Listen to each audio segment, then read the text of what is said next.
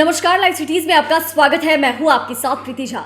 BPSC question paper leak मामला जो है वो अब धीरे धीरे सुलझ रहा है। आपको बता दें तो ईओयू की टीम जो है लगातार कार्रवाई कर रही है और जांच में एक के बाद एक खुलासे भी हो रहे हैं। अब इसमें एक नया मोड़ जो है वो सामने आया है और इसके बारे में यह कहा जा रहा है कि बीपीएससी तीसरे चरण की जो क्वेश्चन लीक हुई थी, जो ये पेपर लीक हुआ था, उसमें सबसे बड़ा मास्टरमाइंड जो है वो डॉक्टर है। जी हाँ, दरअसल आपको बता दें तो इसमें ईओयू ने मुख्य भूमिका निभाने वाले 5 आरोपी को उज्जैन से गिरफ्तार किया था और उसमें एक महिला भी है और सभी से कई सारी चीजों के बारे में पूछताछ की जा रही है। एक एक सवाल दागे जा रहे हैं और सवाल के बाद एक एक खुलासे जो है वो भी हो रहे हैं। और इसमें आपको बता दें तो बीपीएससी शिक्षक भर्ती टीआरई 3 के पेपर लीक में मुख्य भूमिका निभाने वाले 5 आरोपियों को ईओयू की टीम ने मध्य प्रदेश के उज्जैन से गिरफ्तार किया और ये सभी जो है बिहार के ही रहने वाले हैं,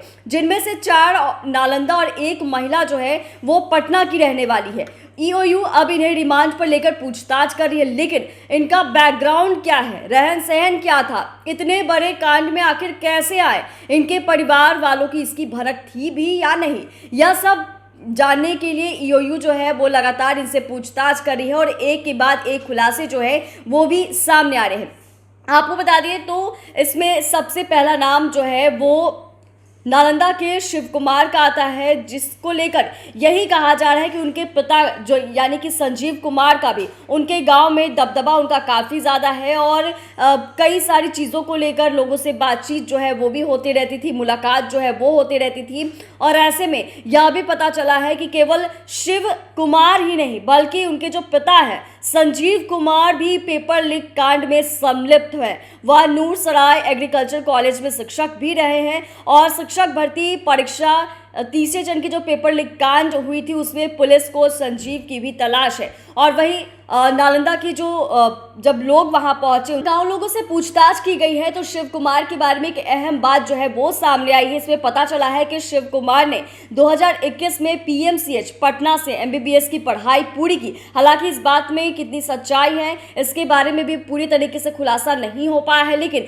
पटना में पीजी की तैयारी के नाम पर रह के वह पेपर लीक कराने के धंधे में लगा। कई सारी चीज़ों को लेकर भी ये किया जा रहा है। शिव कुमार का जो काम है वो था अभ्यर्थियों की तलाश करना और गांव में कुछ लोग ऐसे भी मिले जो शिव के पिता संजीव की काफ़ी इज्जत करते हैं और ऐसा लगता था, लोगों को यही लगता था कि जिन लोगों को ज़रूरत होगी शायद इनका परिवार जो है उनकी मदद भी करेगा। और ऐसे में यह भी चीज़ें सामने आई है कि शिव कुमार जो है उनका घर नालंदा में काफ़ी अच्छा, उस गाँव में सबसे अच्छा घर शिव का ही है। इसकी पड़ताल और शिव के परिवार वालों से बात करने पर कई सारी चीज़ों के बारे में जानकारी मिली है और इसमें कई सारी जो चीज़ें हैं उसका भी खुलासा हुआ है। और एक के बाद एक ईओयू के ओर से यह भी बताया गया है कि शिव कुमार पहले भी 2017 में नीट यूजी की जो पेपर लीक कांड है उसमें भी अभियुक्त रहे हैं। इसको लेकर पटना के भी पत्रकार नगर थाने में केस जो है वो भी दर्ज था और कई सारी चीज़ें हैं, क्योंकि इसमें करीब 5 लोग ऐसे शामिल हैं जिनमें से 4 लोग केवल नालंदा के ही हैं